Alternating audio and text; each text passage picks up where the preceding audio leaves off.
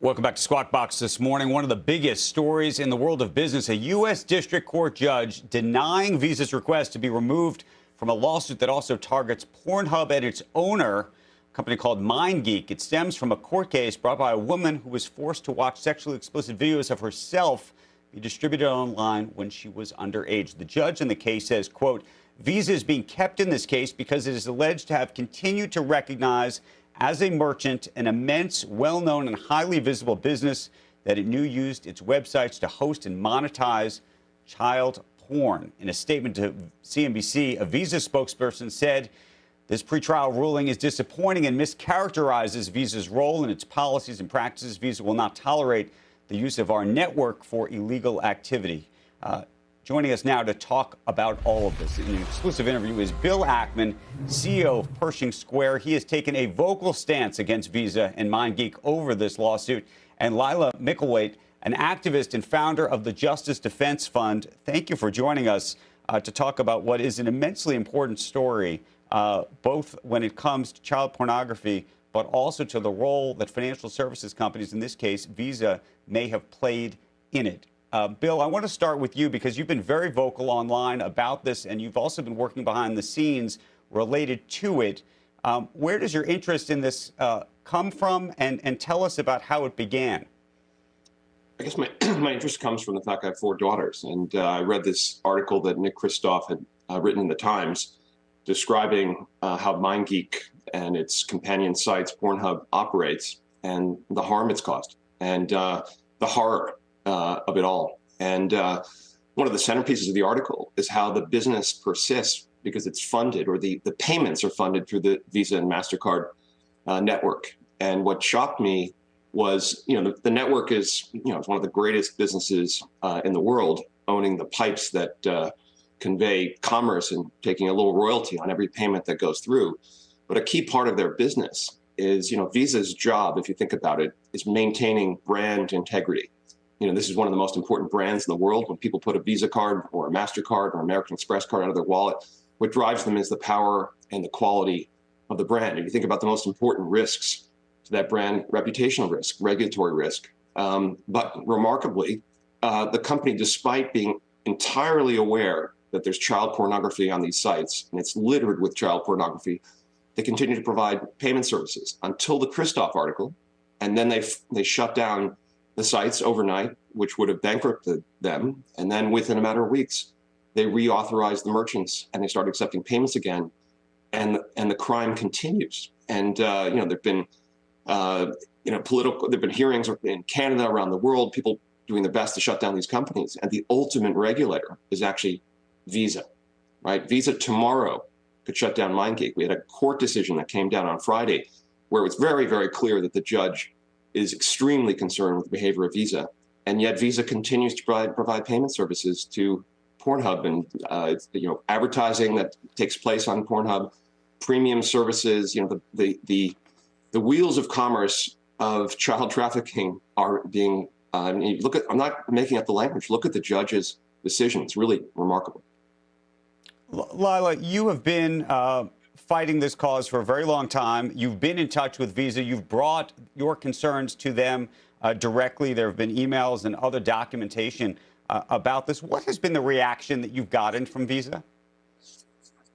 Yeah, I mean, Visa has known about this for a very, very long time, as you said, not only from my own personal communications, all the way up to CEO level executives and VPs, but also through the news. I mean, egregious cases of child rape proliferating in the news cycle. They were very aware that this has been going on. I mean, even as early as 2019, as the London Sunday Times did an investigation of Pornhub, and they found within minutes dozens of videos of illegal content, including children as young as 3 years old.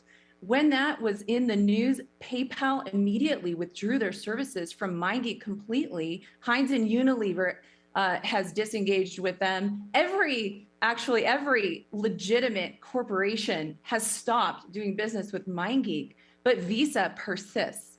And they have persisted. They have refused to disengage from this company, essentially, as the judge said, continuing to give them the tools through which they complete their crimes of child trafficking and the distribution and monetization of child pornography. And it's unacceptable. And to this day, I'll tell you, before I got on this show, I went and checked, again, within minutes, dozens of videos that would constitute trafficking, rape, completely blatantly non-consensual content. And I could take my Visa card this moment and I could go purchase ads, 4.6 billion ad impressions on Pornhub every day that Visa enables to be monetized, that actually advertise, monetize, and commercialize the torture and the immortalization of the torture, because these videos, they're downloaded, they're re-uploaded. Victims say, my trauma will live on, but after I'm dead, the harm is so serious. I could take my Visa, I could purchase an ad to make sure that video will continue to be monetized and continue to proliferate on the internet. And Al Kelly needs to stop, and he needs to disengage. Then he needs to implement policies that would prevent this from happening in the future. What does that mean? Just like credit card companies have anti-money laundering policies, they need anti-child exploitation and trafficking policies that say we will not do business with user-generated porn sites unless they reliably verify the age and the unambiguous consent of every individual in every video. And that is what will ultimately halt this exploitation. Right. Bill, you have said online just in the past 72 hours, effectively, that you believe that there could be huge liability for Visa as a company, for the board and the board members individually, and for Al Kelly personally, potentially even criminally. Why do you say that? Sure. Really, there are two forms of liability here. There's sort of the traditional breach of fiduciary duty, right? When a company has a product or service that can cause harm, and the cases are the cases of listeria with, soup or jam or something like this, a board has an obligation to have a monitoring system in place to make sure that that product or service is not causing harm. In this case, of course, the payment system being used for illegal activity, which is enabling child trafficking. That's something the board needs to pay very close attention to. They don't have that system in place and are not properly monitoring that risk. They're exposed to what's called caremark liability, a case ultimately went to the Supreme Court. The Supreme Court found that boards of directors have personal liability for not having such sort of systems in place. So either they have a system in place or they don't. If they don't, and if they don't, they've got sort of the caremark liability. If they do have a system in place and they understand what's going on, then they have criminal liability for being aware of and facilitating the payments that enable child trafficking. And there is a criminal statute for this. Obviously, the government does not allow this kind of conduct, and the payment rails that enable this conduct, create criminal liability for the CEO. I mean, Laila, as you can tell, is a fierce advocate. She's not afraid to reach out to people in power. She shared with me emails she sent to the company. She's been dealing with, the executive vice president of, global brand reputation and security. I mean, the highest level people in the company who report to the CEO.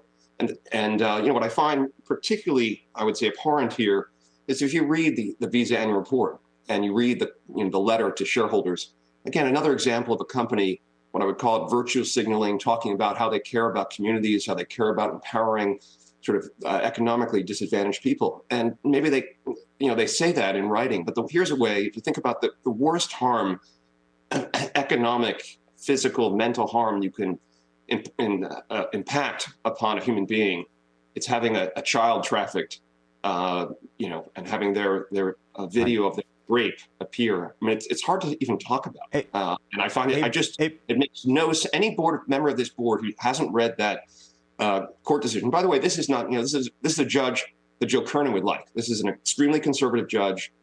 This is a very narrowly written decision. He's not saying that Visa is responsible for anything that takes place. Someone goes and buys a gun using a Visa card. He's not saying that Visa is liable. What he's saying is they are the known accessory to a crime because they've known or should have known that this various MindGeek websites that this activity is taking place today, right?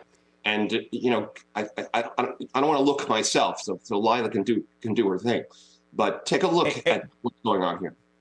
Bill, just to put it all on the table here from a disclosure perspective, given that there have been questions about statements you have made over the years and potential stock investments. Do you have a short position, a long position in anything related to this? In Visa, MasterCard, American Express, any type of retailer that you think would either benefit or get hurt from this in some way that I can't even be, that I don't even know about? Absolutely not. We own 7 stocks. They're publicly disclosed. I guess Lowe's takes Visa and MasterCard. Okay. But so does restaurant Burger King, use the payment system. But, I have no economic involvement here whatsoever, zero. And, it's unfortunate that I can't actually advocate on behalf of something that's, the benefit of humanity without people assuming I have some side interest. As you know, we gave up short selling a number of years ago. And actually, if I could do it all over again, we would have run the Herbalife campaign without having an economic interest, and the company would have been bankrupt and the victims would have been protected a long time ago. Unfortunately, if a short seller has an economic stake, people assume what they say is not true. So in this case, absolutely no economic interest whatsoever of any kind, period. And you don't intend to? I have no interest whatsoever. Laila, help us with this also from a disclosure perspective. As I was reading about you in the context of this case and the work that you've been doing, there have been critics who have called Trafficking Hub, which is the group that you work for, an abolitionist endeavor related to a Kansas City church called the International House of Prayers that's trying to reframe conservative ideas of sexual purity. This from an article in Vanity Fair. And I just wanted to put that on the table so that everybody who's listening to this understands your history as well. Yeah, absolutely. And I would respond to that by saying it's absolutely untrue. The Trafficking Hub movement is supported by 600 organizations around the world. Sex workers and those in the porn industry have been vocal supporters. The queen of porn, the most famous porn star of all time, has been very vocal in supporting. We have 2.2 million people who have signed the petition to shut down Pornhub and hold its executives accountable from 192 countries. And this is not about legal consensual pornography. This is about sex crime scenes masquerading as pornography on the world's largest porn sites. And this is in the interest of the porn industry itself. So we're not out here to put an end to legal pornography. We're here to put an end to rape, filmed rape, child sexual abuse that's being monetized on mainstream pornography sites, namely Pornhub. Laila, we're talking about Visa right now, but one of the questions invariably that comes up is, where is MasterCard on this? But also, what about the internet service providers that effectively allow access for the public to get to these sites? And what kind of culpability, accountability you think they should be held to? Absolutely. Listen, MasterCard is still doing business with MindGeek as well. And I've been in touch with their executives. In the same way, the former CEO recognized child pornography on the site, child sexual abuse material, and they stopped doing business for a time. They have reinstated their business with the advertising arm of MindGeek, which is how they make 50% of their revenue. And I would just say that, I've spoken, the top executives, management level executives at MindGeek have come to me and they have told me the only thing that they're concerned about, the only thing that can make them change the way that they do business to halt this kind of exploitation is the credit card companies. That is their main concern. And that is why Visa and MasterCard have the most power. They have more power over the situation than government legislation. The moment that they enact policies that require age and consent verification for every person in every video, immediately this company will fall in line. And so I think that their power in all of this is extremely, extremely important. Hey, Bill, 2 things real quick. Where do you think the line should be? I know this case is narrow, but there are questions about what kind of liability Visa or MasterCard would be otherwise held to in other circumstances. If there was a bar that routinely was, providing drinks to underage kids, for example, or to over-serving people, and they were routinely creating drunk driving issues, for example, should they be held to account? We talked about guns, other things. Where do you think the line should be for this? I think the line should be extremely narrow. I think that, the payment system is a critical part of kind of global infrastructure and commerce. And I think it's an extreme measure when a Visa or MasterCard shuts down a merchant. But if a merchant's business is fundamentally illegal, I mean, actually, it's a pretty simple way to think about it. When online poker was illegal, and it's still illegal in various places, Visa and MasterCard didn't provide payment support for those sites. Pretty straightforward, right? When if you have a site selling heroin and cocaine online, I guarantee you that MasterCard and Visa isn't providing payment support. And if you have a site where people are putting up videos where children are being raped, or anyone is being raped, by the way. And by the way, the site's also filled with adult unconsensual videos and rape and other problems. On the most egregious front, you focus on the kids. My focus here has been on, Visa and MasterCard are both culpable, but here we have a judge that's rendered a decision against Visa, and it's very, very clear what the facts are. Read where the judge is coming from. I encourage everyone to read the decision. I find it extraordinary that a company that really, Visa doesn't actually do very much. Okay, think about their business model. It's a brand. They've got some pipes.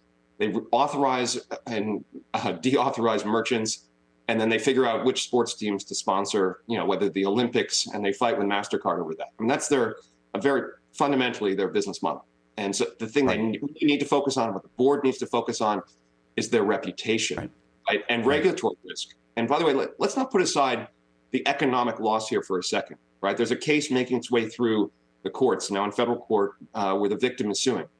And this is going to be a jury trial, okay? We're actually making sure, unfortunately, in many cases, you have a class action lawyer gets together a group of people. That's great for the defendant because they can settle the case pennies on the dollar. It's great for the lawyer because they can make a windfall. In this case, you got a great law firm, Brown and Rundick. You got one plaintiff, their first test case, make its way through the courts. How do you think a jury is going to react here? What kind of award are they going to give them? And then take that award and multiply it. Go ahead. Right. Yeah, I would add that, this is one plaintiff, but I have victims reaching out to me on a very regular basis. I've been in touch with hundreds. Right. And so Visa needs to realize the liability. The floodgates have been opened with this decision. And I guarantee you, you're going to see many lawsuits following this one. This is not the end for Visa. Laila, we are going to press pause for a second and thank